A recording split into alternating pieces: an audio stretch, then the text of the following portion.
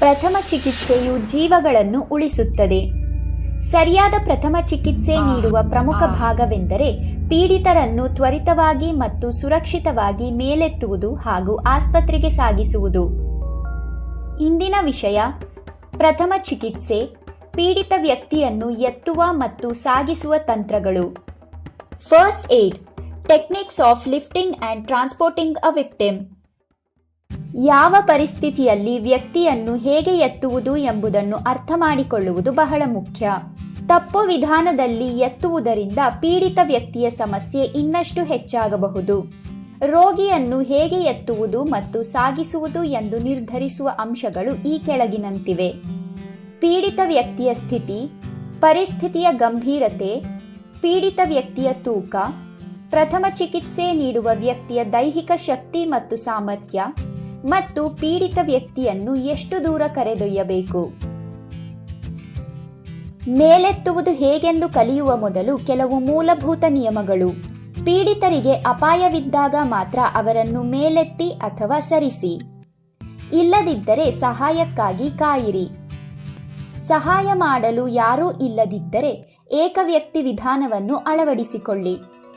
ಸಹಾಯ ಮಾಡಲು ಮತ್ತೊಬ್ಬ ವ್ಯಕ್ತಿ ಇದ್ದರೆ, ಆದರೆ ಏಣಿ, ಕೋಲು, ಕಂಬಳಿ ಯಾವುದೂ ಇಲ್ಲದಿದ್ದರೆ 2 ವ್ಯಕ್ತಿಯ ವಿಧಾನವನ್ನು ಅಳವಡಿಸಿಕೊಳ್ಳಿ. ಘಟನೆಯ ಸ್ಥಳದಲ್ಲಿ ಏಣಿ, ಕಂಬಗಳು, ಕಂಬಳಿಗಳು, ಕುರ್ಚಿಗಳು, ಬೆಂಚುಗಳು ಅಥವಾ ಹಾಸಿಗೆಗಳಂತಹ ವಸ್ತುಗಳು ಲಭ್ಯವಿದ್ದರೆ ಮತ್ತು ನೀವು ಒಂಟಿಯಾಗಿಲ್ಲದಿದ್ದರೆ ವಸ್ತುಗಳ ಸಹಾಯದಿಂದ ಪೀಡಿತ ವ್ಯಕ್ತಿಯನ್ನು ಮೇಲಕ್ಕೆತ್ತಿ. ಪೀಡಿತ ವ್ಯಕ್ತಿಯ ಪ್ರಯಾಣಕ್ಕೆ 4 ಚಕ್ರದ ವಾಹನವು ಸುರಕ್ಷಿತ ವಾಹನವಾಗಿದೆ. ಕೇವಲ ದ್ವಿಚಕ್ರ ವಾಹನ ಲಭ್ಯವಿದ್ದರೆ ಇನ್ನೊಬ್ಬ ವ್ಯಕ್ತಿ ಪೀಡಿತ ವ್ಯಕ್ತಿಯ ಹಿಂದೆ ಕುಳಿತು ಅವರಿಗೆ ಬೆಂಬಲ ನೀಡಬೇಕು.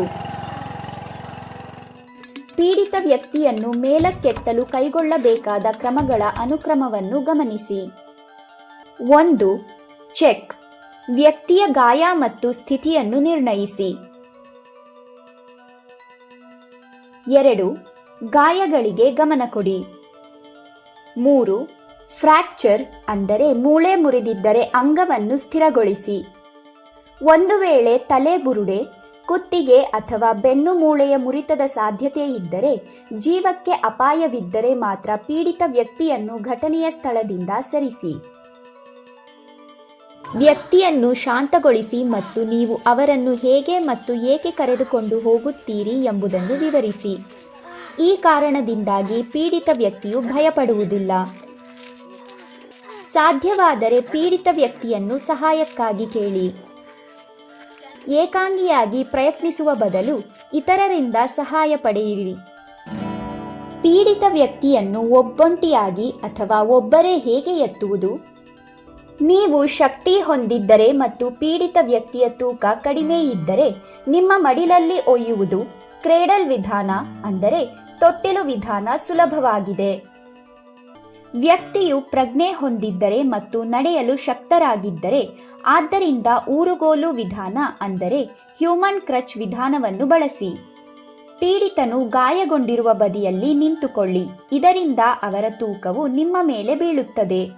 ಪೀಡಿತ ವ್ಯಕ್ತಿಯ ತೋಳನ್ನು ನಿಮ್ಮ ಕುತ್ತಿಗೆಯ ಸುತ್ತ ಹಾಕಿ. ಈ ರೀತಿ ನಡೆಯಿರಿ.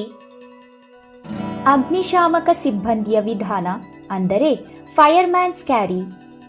ಪೀಡಿತ ವ್ಯಕ್ತಿಗೆ ಸ್ವತಃ ಏಳಲು ಸಾಧ್ಯವಾಗದಿದ್ದರೆ, ಪ್ರಜ್ಞಾಹೀನನಾಗಿದ್ದರೆ ಅಥವಾ ತೀವ್ರವಾಗಿ ಗಾಯಗೊಂಡಿದ್ದರೆ ಈ ವಿಧಾನವು ಸಹಾಯಕವಾಗಿದೆ. ಮೊದಲನೆಯದಾಗಿ, ಪೀಡಿತ ವ್ಯಕ್ತಿಯನ್ನು ಹೊರಳಿಸಿ ಅವರ ಹೊಟ್ಟೆಯ ಮೇಲೆ ಮಲಗಿಸಿ. ನಿಮ್ಮ ತೋಳುಗಳನ್ನು ವ್ಯಕ್ತಿಯ ಕಂಕುಳಿನ ಕೆಳಗೆ ಇರಿಸಿ ಮತ್ತು ಬಲವನ್ನು ನೀಡುವ ಮೂಲಕ ಅವರನ್ನು ನಿಲ್ಲುವಂತೆ ಮಾಡಿ. ನಂತರ ಕೆಳಗೆ ಬಾಗಿ ಪೀಡಿತ ವ್ಯಕ್ತಿಯನ್ನು ನಿಮ್ಮ ಭುಜದ ಮೇಲೆ ಎತ್ತಿಕೊಳ್ಳಿ. ನಿಮ್ಮ ಬೆನ್ನಿನ ಮೇಲೆ ಭಾರವನ್ನು ತೆಗೆದುಕೊಳ್ಳಬೇಡಿ ಮತ್ತು ನಿಮ್ಮ ಮೊಣಕಾಲುಗಳನ್ನು ಸ್ವಲ್ಪ ಬಾಗಿಸಿ ನಿಮ್ಮ ಪಾದಗಳ ಮೇಲೆ ಭಾರವನ್ನು ತೆಗೆದುಕೊಳ್ಳಲು ಪ್ರಯತ್ನಿಸಿ. ಇಬ್ಬರು ವ್ಯಕ್ತಿಗಳು ಸೇರಿ ಹೇಗೆ ಎತ್ತುವುದು ಅಂದರೆ 2 ಪರ್ಸನ್ ಮೆಥಡ್.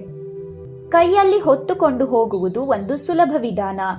ಪೀಡಿತ ವ್ಯಕ್ತಿಯನ್ನು ಜೋಡಿಸಲಾದ ನಿಮ್ಮ ಕೈಗಳ ಮೇಲೆ ಕೂರಿಸಿ ಬಲ ಬಳಸಿ ಎದ್ದೇಳಿ.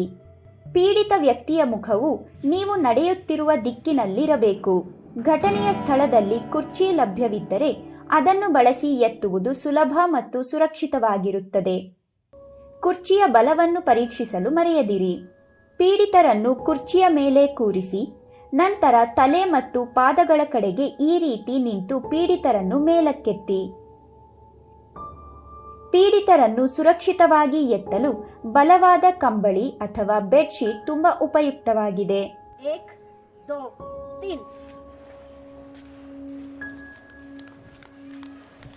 ನೆನಪಿರಲಿ, ವ್ಯಕ್ತಿಯನ್ನು ಸುರಕ್ಷಿತವಾಗಿ ಎತ್ತುವ ಈ ವಿಧಾನಗಳು ನಾಟಕೀಯ ಪ್ರದರ್ಶನಗಳಾಗಿವೆ.